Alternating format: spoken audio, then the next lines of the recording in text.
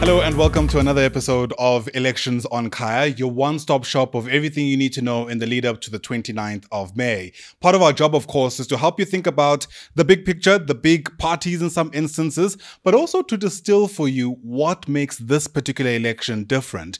And I've said it before, I'm going to say it again, a big part of that distinguishing factor is the number of political parties that are contesting for your support. One of them is the South African Rainbow Alliance. They say they want principled leaders who are going to take the country towards the right direction. Their leader is Colleen Makhubele, who joins us now here in our studios at Kaya House. Great to see you, Colleen. Thanks for popping by. Thank you, Ayanda, and thank you for having me. My greetings to the listeners and viewers. Yeah, and you know, it's a good time to be speaking because there's so much taking place in this election. Perhaps let's begin with what's currently in the news. Yeah. At the time of you and I speaking, there's a whole host of discussions around submitting of forged signatures allegedly by some organizations. The IEC has come out to admit that they can't independently verify signatures anyway, stating that they had also been very upfront about that to Parliament. I mean, what's your reading of what's taking place and what should be done? Look, I think this work should have actually been done before the 8th of March when we had to submit the signatures. Somebody like us, SARA, we've been on the ground since around last year, November, when we registered, painfully taking physical signatures, over 100,000 signatures, the expense of going all over to do that, talking to people all over the country. Then people wake up 2 weeks before the deadline. Some, you see them coming to complain in the media to say, we didn't know about this thing. Now what we do? Suddenly they've complied and they're competing not only the national elections, all the provinces. You ask yourself how? When we who have physically, and we've got footages and you can go to our social media, working with volunteers all over. We only qualified 2 provinces, which is Gauteng and Limpopo, to put premiers there, and of course national elections. We could not qualify other provinces because of the time and what it required. So for me, this investigation is so important. It must be done because it has undermined our work. And it has also said to us, IEC's communication to us also was vague because we're under the impression that this must be physical signatures. Suddenly you can have electronic signatures. How do you verify that these are not machines that are signing for people? Right. We don't know. A lot of parties made it last minute. You can track the history of when these things were announced.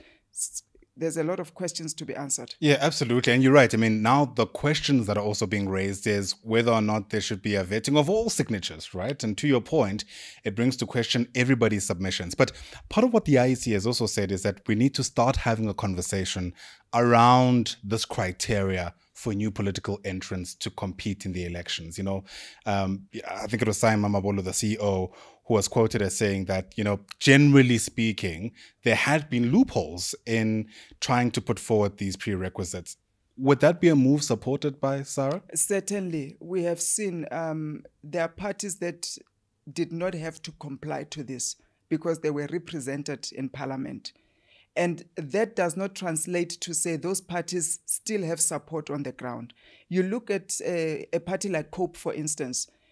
I mean, really, if they had to go and get 120,000 signatures like any other party, I don't think they would have made it. SARA, on the other hand, with the support that we have, the excitement, the young people resonating with the leadership, with the policies, what we stand for, we could not get to everybody within that period to put in their signatures and support us. So we would support it. And also that IEC's communication to the general public on what do we use these IDs that we have to collect for? Because it was a big struggle to get the correct IDs from the people. Some say, no, we are supporting, etc., but they give you a wrong ID because they still don't trust what are you going to do with this ID. So for me, on those 3 points alone, IEC must relook at this criteria. Every party that is going to contest election must go through the same hurdles. You can't exempt others because they happen to have 20,000 votes in 2019. Therefore, it translates to say they've got support today to compete. I don't think that's fair. Sure. Well, you mentioned COPE, and I'm glad because I think it's one of the questions that was inevitably going to come up, right? It's all well documented. the relationship you had with the organization and how it ended. In fact, some of the words that were mentioned is, you said, the days were a bit hectic. There were tears in some instances, but you also quoted as saying, there's nothing to go back to, referring to COPE. Is that still where we're at? No, certainly. Sometimes we need to get to that point where we accept, let the dead bury the dead. COPE has run its race. It has nothing to add to this era where we are. There's nothing that, in my view, when it first started in 2013, what it offered, and people rejected, well, they did at some point vote for it, didn't win elections, but over the years it has declined. And there's nothing that they're offering different that will suggest that these people have new leadership, fresh ideas, fresh policies. And when did you realize that? I'm sure there were people wondering. We did when we wanted to establish SARA. That's why the concept of SARA came.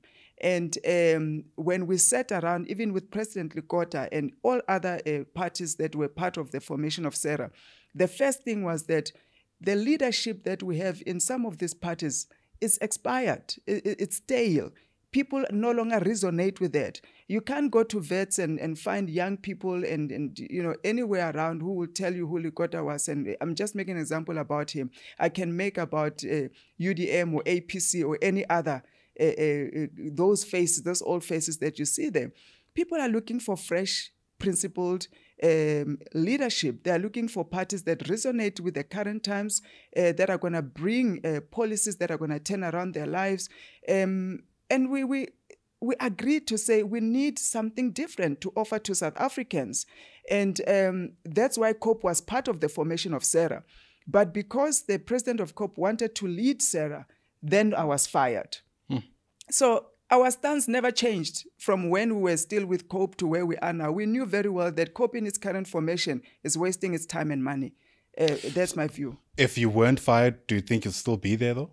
No, I would be with SARA. Remember, we're forming SARA with Congress of the People and others. My question is, let's say the leadership of COPE didn't mind the fact that you were part of this formation, this alliance, and that you're at the helm of it. Yes. Would you still have left? Oh, no, I would not have. There would not have been a need, because then the SARA was supposed to be and things have changed so much then. It was supposed to be an alliance where we come in as political parties, right? But then all collapse into this SARA formation that becomes the vehicle that contests elections. People then resonate with the new leadership, and the old leaders were going to play the advisory role. And eventually, SARA would grow into this political party. But then it had to change into that political party overnight, very quickly. Now, yes, we still have one or two alliance partners that are still with us, and churches and civic organizations, but it's really a political party like any other now, where individuals have come in and we're welcoming them in numbers, and we still have parties that are wanting to come and join forces with us. We're talking to them. We still have independent candidates that are not competing that have joined with us as well. So I don't think a lot, it would have been just semantic to say, yes, I'm SARA, but through COPE, but SARA would have still been what it is, offering what it offers today. Okay. Yeah. That's good to know. I think that's important to clarify. You say that, the idea as a concept has now kind of morphed into something else. That kind of reminded me of some reports, some instances about some organizations apparently pulling out. Is that happening? No, yes, it does happen. And some of them we even remove ourselves, because a lot of these parties that did not have the resources and, could not compete for national elections, they really had an idea that this is the gravy train to parliament. Especially we saw it when we were looking for the signatures. Hence, my starting point was the painful process that we had to go through to get those manual signatures. Because the agreement in the beginning was that as you come in as an alliance, you may not have funding to offer, but surely you're a party that has numbers. And we want those signatures. If you're saying your party has 10,000, 20,000 people, we are covered there in Limpopo. We are covered in Mpumalanga. And we first realized that these people were bluffing. Their numbers are not there. They don't have funding, but they want to be top of the list. And it looks like we must now work for these parties that are coming in. And some of them, when they realize that, no, this is work, just because you're coming as an alliance, Colleen is not going to run around and work for you and all the volunteers. You must roll up your sleeves and still work, and still have your skin in the game. Carry your own expenses when you have to go and campaign, because you're working for your own seats, you're working for your own constituency. It's just that now you've got a vehicle that you're working through. And that understanding had to be fine-tuned. And those that understood, they joined with us, were working very well. Those that thought, I just sign up with SARA and go and sit at home, I'll find myself as number 5, number 7 on the list. It doesn't work that way. Sure. Not even with a woman leader, it doesn't work that way. All right. That's good to hear. So who is in SARA then, as we speak today? We've got ICM, that's part of us and has always been as a founding member. We've got AMSA out of KZN, that is part of us. We've got some independent candidates in Limpopo that are part of us.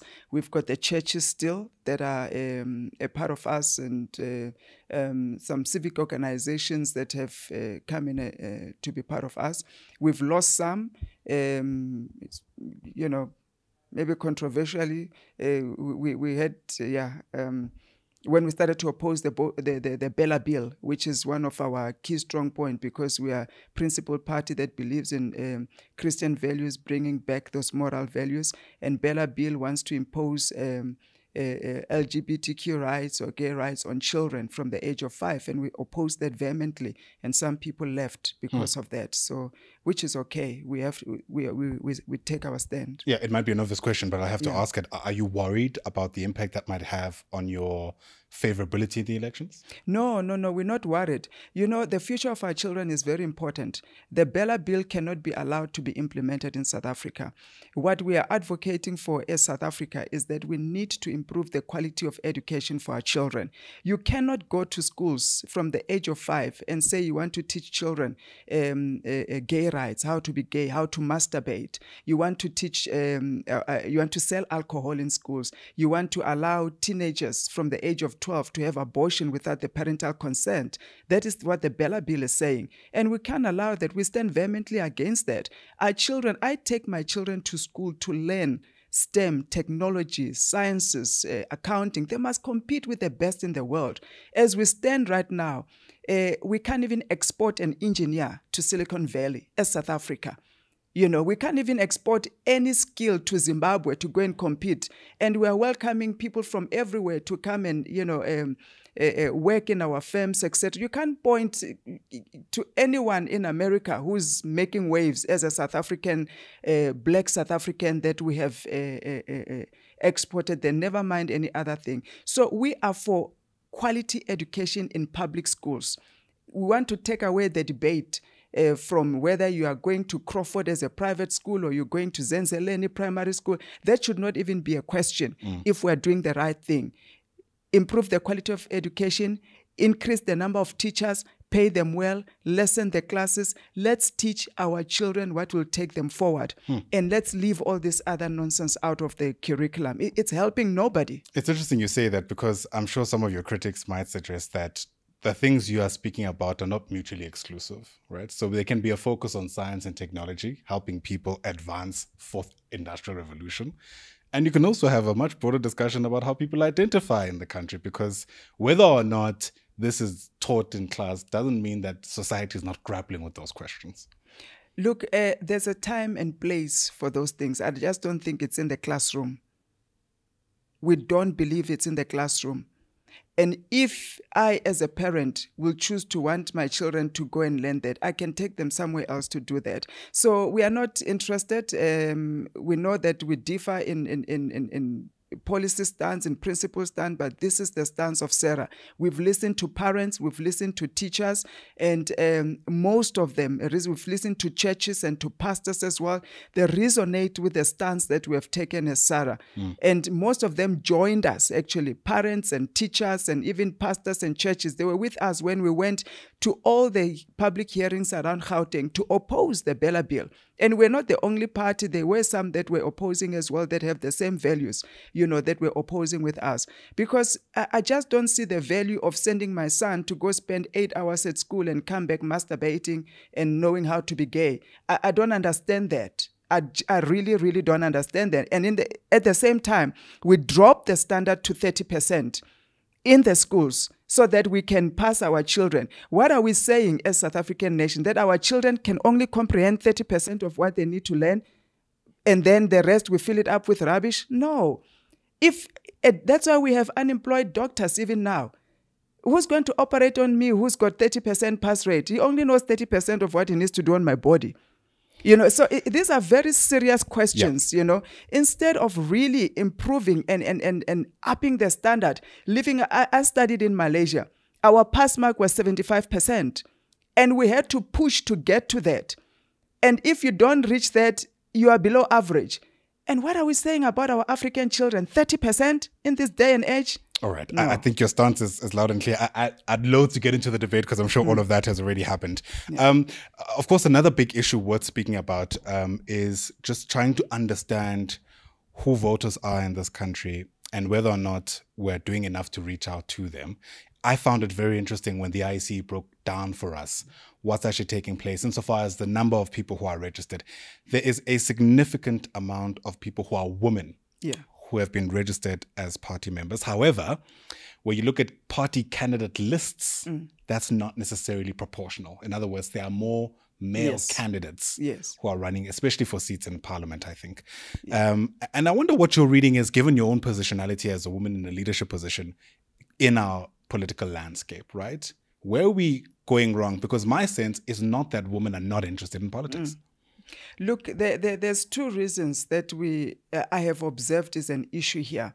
And I'll start with one of them that also affects me personally. When women start to raise their hands in the political sphere, they are really sidelined and ostracized, and you never hear of them again. And myself, I raised my hand to lead SARA. I was fired. It's just that I had the will to continue and to proceed to take up the reins of SARA, because somebody has to break this thing and move forward. Lindy Wesisulu, she raised her hand against Ramaphosa. Where is she today? Gone, done, dusted. Dr. Mpho Palatse, where is she today? She raised her hand against Steenhuisen.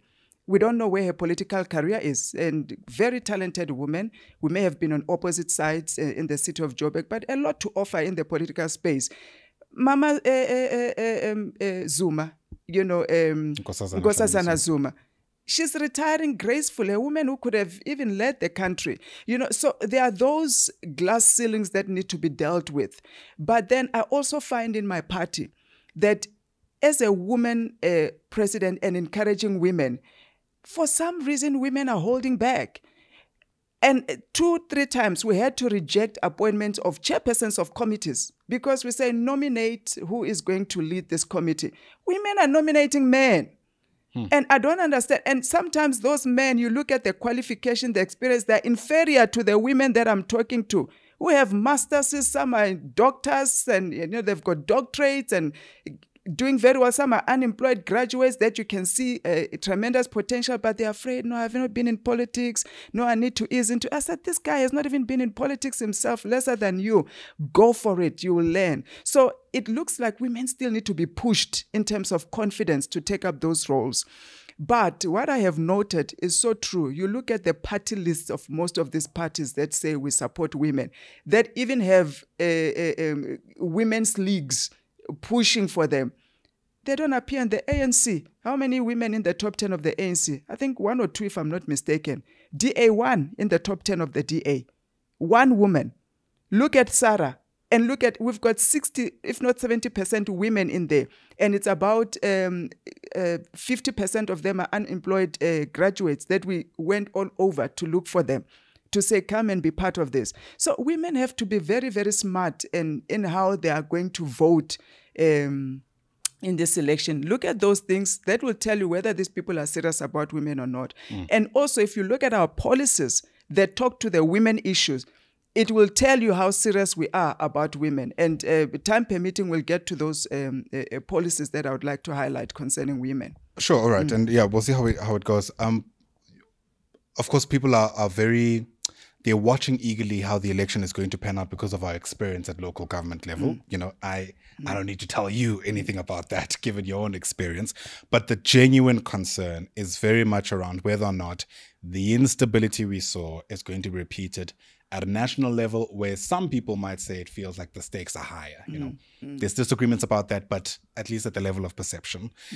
Given your experience, right, especially in the city of Johannesburg when you were speaker, what do you reckon SARA is able to introduce at this level that will prevent, quite frankly, a repeat of what we've seen? Revolving doors, decisions not being made, politicking at the highest level that's come at a great cost for South Africans. Certainly, and kakistocracy, putting the worst people in the best of positions of power and influence, and that can drive the direction. We've seen that in the cities, Joburg, Ekurhuleni, and even Tshwane. What will prevent that? That is exactly why when we came around the table with the presidents of various parties, we wanted to address. We've seen that the coalitions at local level were accidental. Nobody really understood the level at which the fragmentation will happen in terms of the voting results. And we found ourselves having to marry each other, work together, and it became a battle of positions, power, because I've got 2 numbers more than you, therefore I must get this. And it was just that it was ugly. I know, because I was behind the scenes, you know, and there was no merit considered. There was no who's the best of the candidate, no even policy position considered. It was a matter of, hey, I've got 10 numbers. I want a mayor position. I want this one. I've got 50 numbers. Therefore, give me this, give me that. And we wanted to prevent that, the kingmaker politics. And that's why SARA was a trendsetter in saying we're going to appoint the leaders now. We're going to have our fights before elections so that when we campaign, we've got the president of SARA. If tomorrow we win these elections, we know who's going to be the president of the country. Look at the multi-party charter. I don't know what they call it, moonshot. They are still battling with that. It's just a loose arrangement that they don't know whether they're coming or going. They can't even select by themselves who is the best of us to take over the country, because that is the key question. And that's what makes coalitions not to work. You can't leave it to after the elections to say, should we win, this will be what we look like. President, the ministers, and everybody else. And then we can work from there. Because believe me, that is where it falls apart. The stakes are high nationally, yes, because you cannot, unlike perhaps at the local level, you can't change the president every 6 months, you know, or every 3 months. And you really can't put an idiot out there just because this person has happened to be a kingmaker, you know, and won elections. Is that what happened at local government level, do you think? That's what happened at local level. And at national level, we're dealing with policy. So it's important that there's a policy alignment in the parties that are going to form coalitions together. Because you can't pull a country in 2 different directions. Right. You know, local level is service delivery, not much of policy, etc. You know, EFF can work with even DA or ANC because you get your portfolio, implement, etc. But here we're talking about where the country is going. Are we going to be business friendly? Are we going to the left? Which ideology are we going to adopt? Which is so critical that it becomes crystallized now.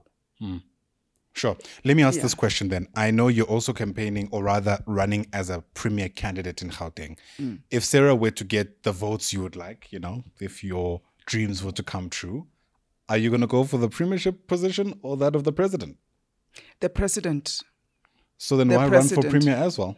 Look, I'm running for premier for 2 reasons. And it's not strange. You know, you've got presidents that are running for premiers and all over the show in different parties. It's not strange because as a new party, we understood that I've done a lot of work in Gauteng, Joburg, and by extension Gauteng, and I'm very well known, especially around Gauteng area. And if we're to introduce somebody at this late stage of the election that we must introduce, and the public must win trust and know the person and what they can do, we don't have the time to do that as a party. We don't have the resources at this stage to be able to do that effectively. And we knew that for us to leverage on the work that I have done, I mean, I was not called the Speaker of the People in the city of Joburg for nothing, and I was advising even other speakers at the time, and going to different provinces, working with them on certain coalitions, etc. So we were leveraging on that work and that understanding of who Colleen is, what can she bring to the table, what can she do, So hence I was then nominated by the party to say, stand in as a premier as well, and understand the city of Gauteng. But even those that are with me on the list of Gauteng, I know they've done a lot of work. Some have been councillors, some are really incredible candidates with great qualification, merit, who can do it. It's a matter of really the face that will resonate the most with the voters at this stage. That's what elections are about. People must attach trust to a particular phase. And I'm doing that effectively at this stage, both national and the Gauteng province. All right. There's going to be a lot of people, obviously, who are going to be undecided. Many of them might even get an opportunity to watch this particular episode. I'm interested in your message to those who are yet to make up their mind, but are really concerned about the number of, the term we use is smaller parties, but the number of new entrants that are coming in, and feel that everybody is pretty much offering the same thing. The question really is about what distinguishes SARA for that undecided person. Yeah. Maybe let me deal with this one first. There's been a lot of hype in the beginning. 300 parties are going to contest, etc. And it's not so. About 51 parties have qualified to contest. You'll be surprised that 2019, it's just that there was not much focus on the elections of 2019. 48 parties were contesting.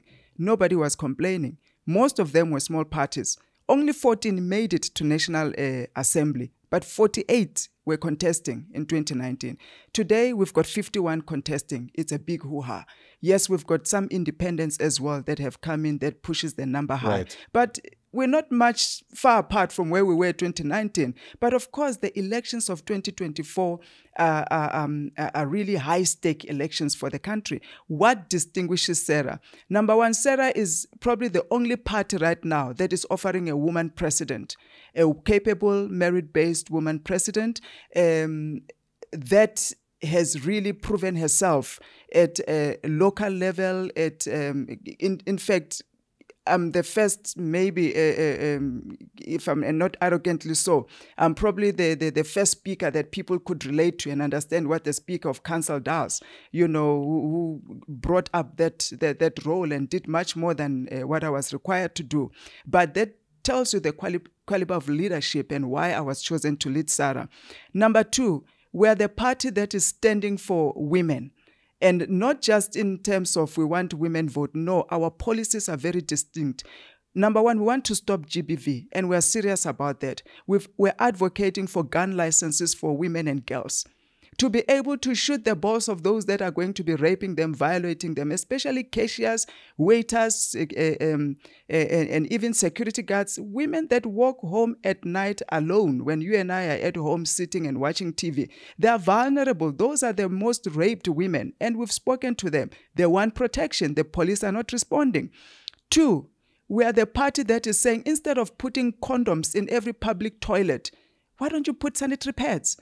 We've got the highest number of unemployed women. Over 50% of our unemployment rate is women, more than men. They're sitting at home. Most of them are crying every month. They can't even afford 20 rand sanitary. Even 20 rand is an understatement, because you need to spend about 60 to 100 rand to get sanitary pads to help you. You go to a public toilet, you find condoms, where people must choose to have sex. But you don't choose to have your periods. Young girls don't choose to do that. We are advocating for an equal opportunity commission. These glass ceilings that I was mentioning, I was just mentioning us in political realm. We've seen Mam Riali Dwaba, we've seen the vice chancellors of UNIS. I'm just mentioning the high profile people that have suffered much in the hands of men with glass ceiling. Nobody has investigated to say, what is happening here? Where can women run to? We have an ombudsman now for women who are oppressed at different work areas, corporate, etc., who are saying, come and see. And four, we are saying to women, domestic help allowance. Just like your company will give you a car allowance, I need domestic help allowance right now, because I must then spend out of my money to make sure that I've got domestic help to be able to do the work that I do, even overtime, after hours, weekends. My domestic help must get domestic help allowance as well to help her look after the children. So those are some of the things. What are we saying to the men? Unemployed single men's grants. The highest suicide rate is among black men who are unemployed, who are caregivers to children. We've offered that. What are we saying to business? For the first time, we're saying SMMEs must be exempted from paying taxes and labor laws so that they can create jobs up to the revenue of 10 million and below. They should not be paying tax. Corporate taxes should be cut to 22% so that we're able to create 5 million jobs in the next 5 years that we're offering, that we have promised. Denationalization of all state-owned entities. ESCOM does not work as a national entity. Our roads are not working as a national entity. We are heading for day zero in water as a national entity. Right. We want private sector to come in. What are we saying? Churches and pastors must be given 10%. A tithe of our national budget must go to churches. We want to be able to fund them. Post-COVID, they're the only institution that didn't get relief. They're doing a lot of work in our communities, drug rehabilitation, feeding the poor, clothing the needy as well. And no one is recognizing their contributions. We fund NPOs, Sure. but churches we're not funding. And of course, we talk about redistribution of, in terms of social grants, increasing them to a level that is equal to our basic income grant 3.5, instead of 350,000. There's a lot that we're offering in our policies that distinguishes SARA as a party. And that's why people have been supporting us and voting for us and filled up a stadium when we went to launch our manifesto in Tabula, which nobody broadcasted anyway because they don't broadcast women-owned parties. Well, and it's a good thing, I suppose, that you're here, because something tells me there was a very neat summary of part of what you're offering. You really went for that opportunity, I saw. Yes. And I allowed you to. Thank you. I think we'll leave it at that point, allow people to really think through some of those different points. Colleen Makhubele, it's been great hanging out. Thanks for popping by at Kaya. We appreciate your time. Colleen Makhubele, the leader of the South African Rainbow Alliance, another organization asking for your support come the 29th of May. Thank you for watching. We'll see you with another episode next time.